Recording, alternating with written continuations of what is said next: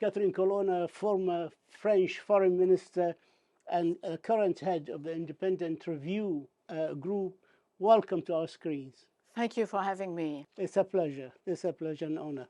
I'd just like to, at the outset, to highlight what your independent review of mechanism and procedure to ensure adherence by UNWRA to the humanitarian principle, and especially the neutrality principle. Your review said that UNWRA is irreplaceable and indispensable, and I just want to put that out on the front. And I'd like to ask you here also about what the review said and revealed that UNWRA has established, and I'm reading from the report, established a significant number of mechanisms and procedures to ensure compliance with the humanitarian principles, with emphasis on the principle of neutrality, and that it poses a more developed approach to neutrality than other similar UN or NGO entities. Can we consider this finding also an answer to the accusations that UNWRA is infiltrated by Hamas or any other group, because the Israeli government already has been skeptical about your report, and they say that it's insufficient and it doesn't deal with Hamas infiltration of UNWRA? Thank you so much again for your invitation.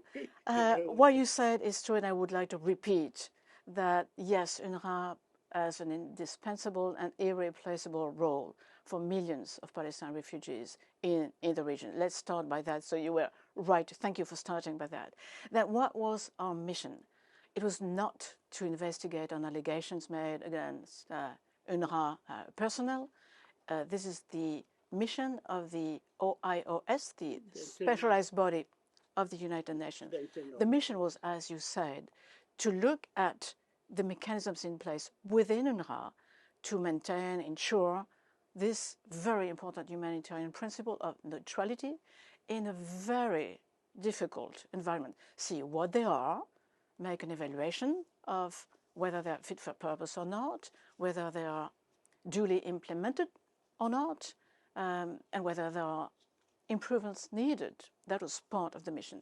So overall, yes, we found that the system in place, both with rules, regulations, training, whistleblower system, lots of instruments, is quite complete, probably more developed than for any other UN agency or organization.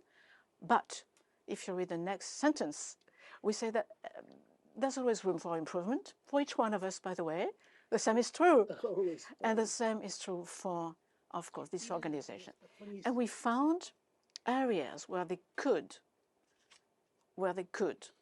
improve the system to better ensure their mission, to limit the risks of exposure to a very difficult and volatile environment. We have 50 recommendations on 8 areas that are all practical, concrete, not grand plans that nobody would implement, but that could address each of these 8 segments where recommendations can be made and can be implemented quickly. But when you say 50, and I hear 50, or anybody hears 50, we would think that UNRWA operations are not going well. And yet you say they have more standards of neutrality than any other UN agency or any NGO. Yet they have 50. So how about the others then? I was not in charge of that, thank God. No, the general finding, the overall finding is, yes, the system in place is probably more complete, more developed than for any other agency of the UN. I'm not comparing even with NGOs. That's a different scope. But there's always room for improvement. I repeat, they have been facing in the past and are still facing some very difficult challenges in various activities. It's going from projects to neutrality of staff to relation with donors, areas where improvement is needed, is possible, and this is what we recommend, helping, designing these areas where they could progress with the support, of course, of the international community. But UNRWA is quite a sizable organization. It works in extreme circumstances. It operates in areas under occupation. There's lack of security for its staff. Many were killed in the latest war and events in Gaza. It would take the cooperation of the PA and Israel to maintain their level of operations and the integrity of their operation.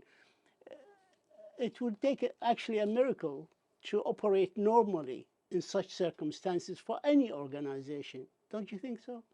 I think, again, I repeat that if they have such an extensive system in place, more development for others, yes, organizations, it is precisely because it is needed in such a difficult, volatile, sensitive environment. And you know the history of the region, and I'm not speaking only about the last 6 months.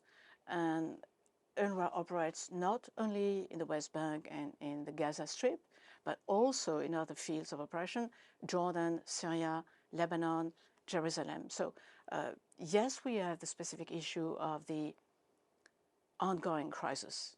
And there I want to repeat that UNRWA has a vital role for bringing humanitarian aid to the population. But beyond that, beyond this ongoing crisis, the role it plays is irreplaceable. In order to fulfill this mission, there are areas where improvements are needed. We name a few. We could have been through more, but we try to focus on what was achievable soon, that could fix a few issues, help them to deliver, help them to be up to these challenges about neutrality coming from the outside, from the inside, violations sometimes of installation, staff taking sides. The self-union system is very special. And so we are trying, just by making these very practical recommendations, to help the organization being up to its role. And again, it will require, I repeat, the support of the international community. It is not only up to UNRWA to face all these challenges. The review report has 8 recommendations to improve its neutrality, but it states it can have significant impact only with the support of the PA and the cooperation of the PA and Israel. And beyond, I would say. And beyond, and the community, of course, international community. What chance does UNRWA have to implement these recommendations if they are conditioned with obtaining cooperation from the PA and mostly Israel, when Israel openly calls for the dismantlement of UNRWA? I will not surprise you if I say that I do not share the general views of Israel, of the government of Israel on UNRWA. It is quite well known, because it is public, that they have strong views regarding this But they need agency. their support to improve. In some areas, they do cooperate and could do an increased cooperation. You have to know that we have been traveling in the region. I've been in Israel, and not only in Israel. I was in Ramallah, I was in Amman, I visited a refugee camp, and the researchers who helped me did the same. So we've talked to a wide variety of people. We received a very good cooperation, I would say, from everybody, including Israel. Now we have a divergence of views. This happens. And it's a clear divergence of views that it's more than divergence of views. Very polite there. Maybe You're being very polite, yes. They have these public views that I will not repeat. The vast majority of the international community do not share these views, and I don't either. I repeat, UNRWA is irreplaceable. There's nobody today with the capacity to deliver these life-saving lines, life-saving services, going from education to social services to health to basic living day to day, than UNRWA. So we need to help them, and if there are any issues, fix them, and it is possible. Actually, the United Nations today called UNWRA the lifeline to the refugee Palestinian. Exactly what it is.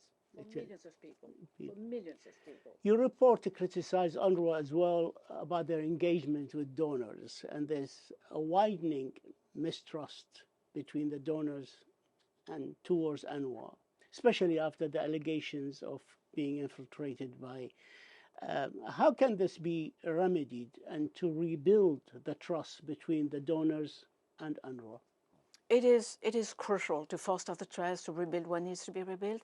I will be very honest. I was surprised when I first heard many of the donors, not all of them, but many of the donors, putting this as a first priority. Like we don't know enough. We don't have enough clarity on the budget. We don't know enough about the operations. So I think this is easily to be addressed by a better interaction between the agency, the Commissioner General himself, if needed, going higher up into donors, governments, officials, giving regular updates on the budget, on the structure of the budget, on allegations, if there are allegations, a better working relation. This is not only not impossible, but this is required, and I would say it's not difficult to achieve. By communication. By communication, interactions, exchanges. You want to tell me something? You tell me something. I give the answer. And that's how we progress. The review report also criticized UNRWA for governance, that there's no executive board, there's an advisory board, and also speaks about the need of more international staff on the 5 fields of operations for UNRWA. But we mustn't forget that 99.2% of the staff are Palestinians. And if we need to increase the international staff, the world community has to play a part in this. Don't you agree? I do agree. This is one of my points. We need the support of the international community to achieve these reforms. But it was not, sir, if I may, a criticism against UNRWA, because if they do not have an executive board, it is by design, by the resolution of 1949. They just have an advisory commission. And what does an advisory commission do? Giving advice. But they don't give this strategic orientation. They don't take decisions.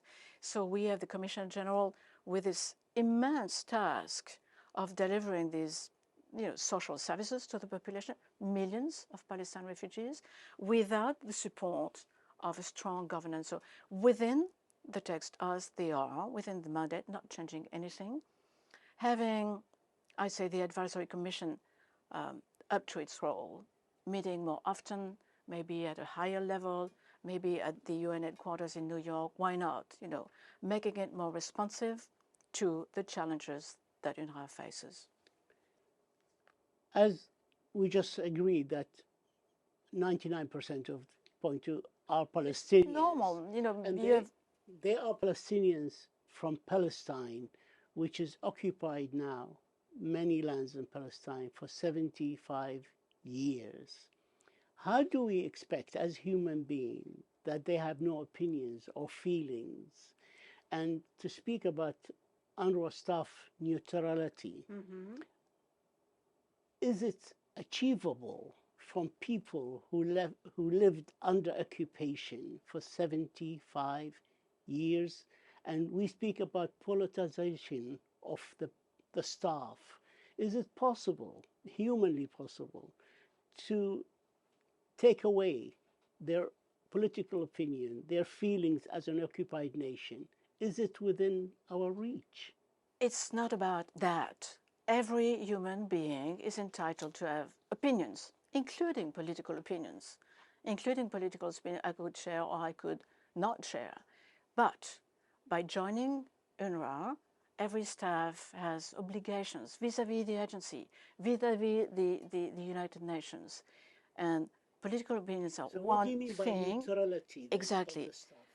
They must, but this is detailed in staff regulations, both international staff and local staff.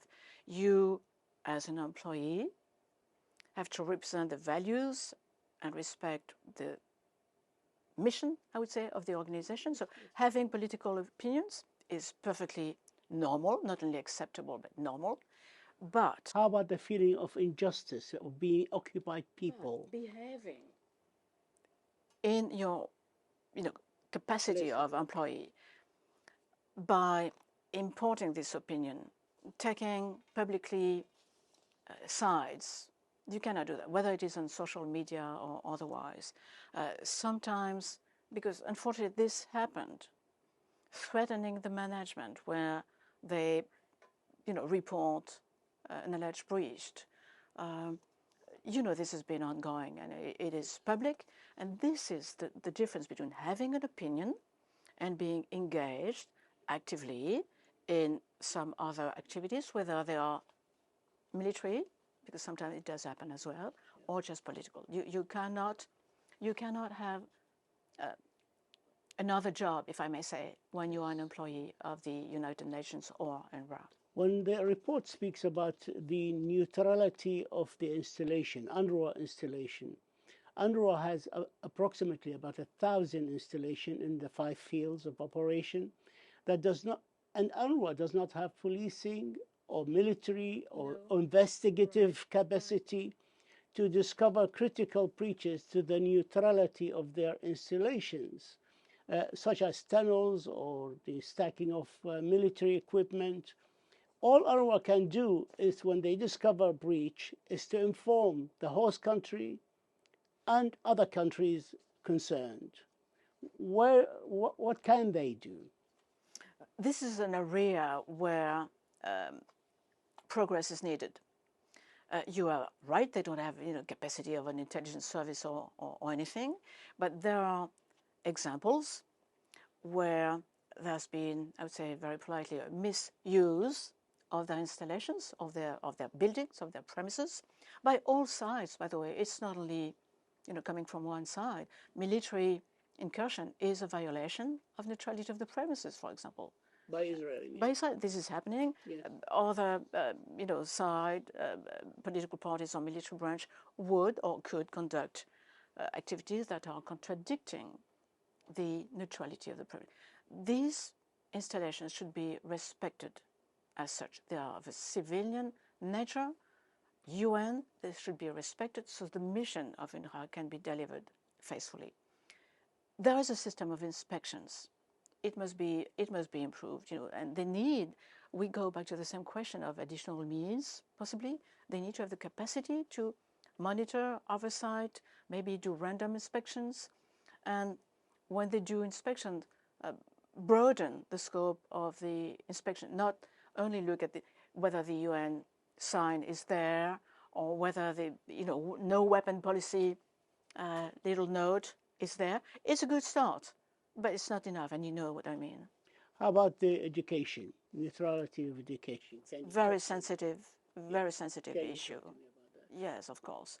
By practice, UNRWA uses the textbooks of the host country. It's quite natural. Yes. It allows all these children that are going to UNRWA schools to pursue their curriculum in that country. And I would like to remind everybody who is listening that this mission of education is crucial for several hundreds of thousands of children across the 5 areas where they operate. Now,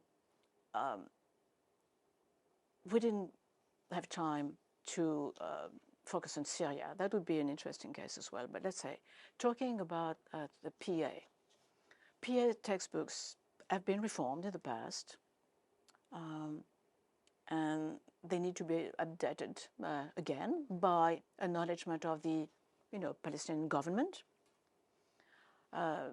Most of the content is absolutely classic and respectable, normal for any curriculum. A small part by number, less than 4%, is considered problematic, highly problematic for 1%, problematic, I would say, to a lesser degree for 3%. But even 1% problematic, you do not, fueling resentment, incitation to violence sometimes, glorification of martyrdom, depiction of the Jews or Zionists as only having bad qualities. We're all perfectible, but this is really maps of today's world, not historical maps, without the existence of Israel. This is not going to bring anything good for the education of the kids anyway. The PA is engaged into reform of these books, and in the meantime, they shouldn't be there in Rhône School. This is not a good thing to bring these ideas into the kids. But then, isn't this the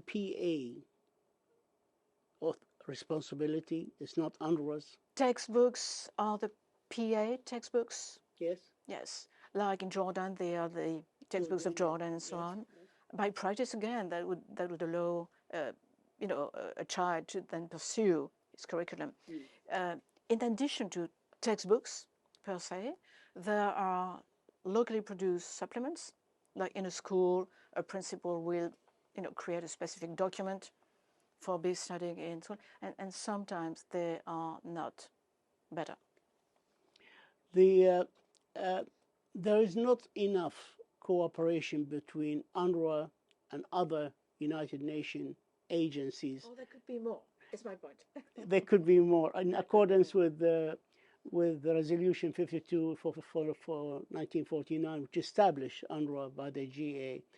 And whose fault is that? Is it the UNWRA or is it the United Nations agencies? I'm not talking about who is responsible for whose fault is it. But we're putting everything on UNWRA. Thank you, thank you.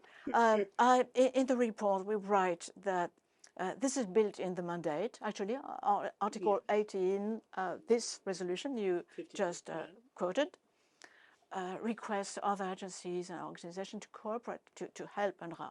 This is happening. We see that in the current crisis, for example, they've been able to partner very efficiently with the World Food Programme, for example, to deliver aid, especially to Gaza North. But it takes a lot of organization to do that.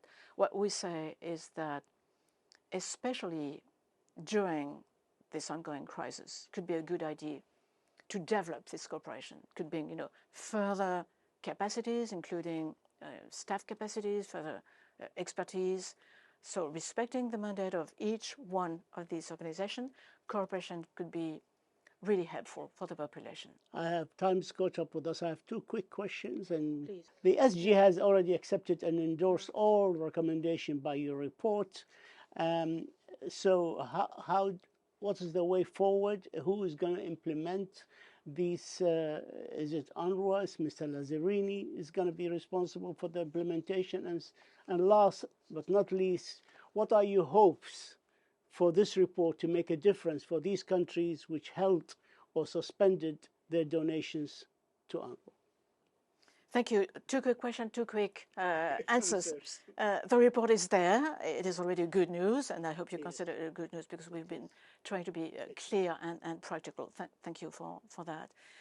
It's a huge step that the Secretary General issued a statement endorsing all the recommendations and turning to the Commissioner General to now take them on board and present an action plan, implementation plan, response plan, whatever we call it. So we will see the reaction by UNRWA. My understanding, but I can't speak for him, is that he accepts the recommendations and will work with the United Nations, with the donors, with the Advisory Commission, with the international community to put these recommendations forward. This is the process. This is the next step. What do I hope to have done some good in this difficult region by helping UNRWA delivering on its mandate. And the donors? And the donors, up to them. Suspended their... Not all of them suspended. Some who had suspended did come back. Yeah, they did. Yes. I found them, because we've taught extensively, very interested by the process of the review, eager to find solutions, which is positive, and I'm sure ready to support improvements if improvements are made. And this is also, I hope, the good contribution of this report to have made improvements possible.